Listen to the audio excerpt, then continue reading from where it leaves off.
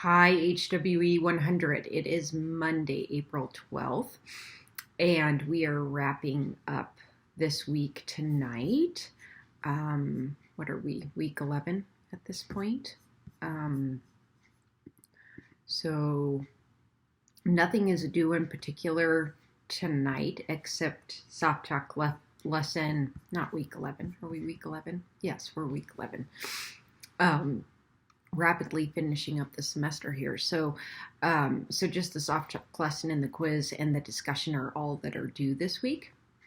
But what I did want to pop on and remind you about is that the 3-day diet analysis will be due in 1 week. So next Monday, that big project is due.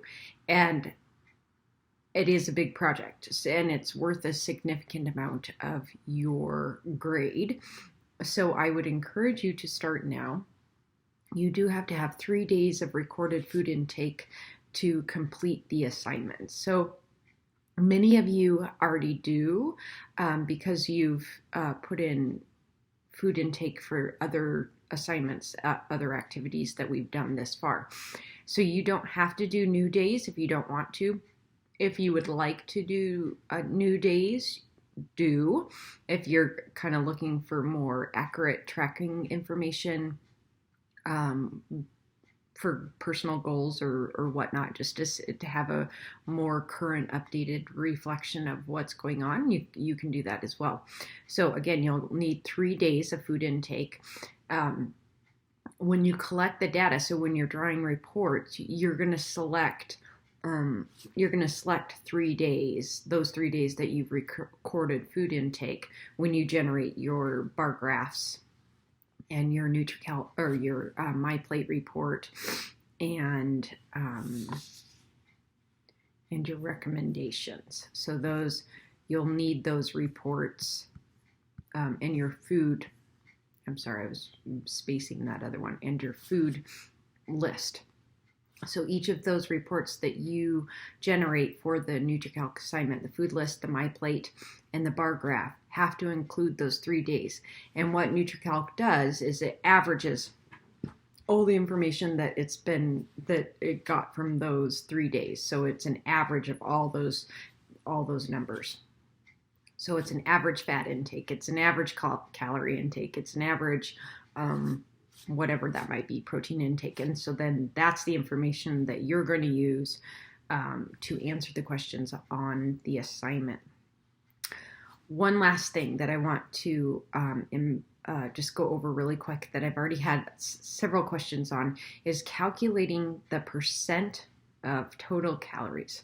So you will see that question asked several times, and we've done it this far in the semester with other activities. So there'll be several questions where it says, what percent of calories from protein did you eat? Or what percent of calories came from saturated fat? Or whatever. And some of that information is given to you on the NutriCalc report. Other times you're going to have to calculate that. So to get percent of total calories from a specific nutrient, you're going to take the grams of that nutrient that you consumed. So say it's protein, so the grams of protein you consumed. And remember, there's 4 calories in a gram of protein. So you're going to multiply the grams by 4 to get the number of protein calories. And then that protein, the number of protein calories, you divide that by the total number of calories consumed during the day. And that's going to give you the percentage of calories that came from protein. You're going to obviously multiply that number by 100% to get yourself a percentage. So that's how you do that. Carbohydrates are 4 calories per gram, and fat is 9 calories per gram. So kind of going back to the beginning chapters and remembering a couple of those numbers. But that's all that I wanted to remind you. Again, that's due in 1 week.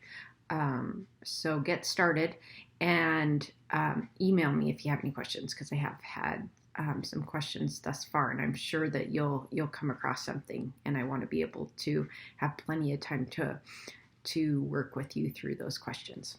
Okay, happy Monday. Have a great day.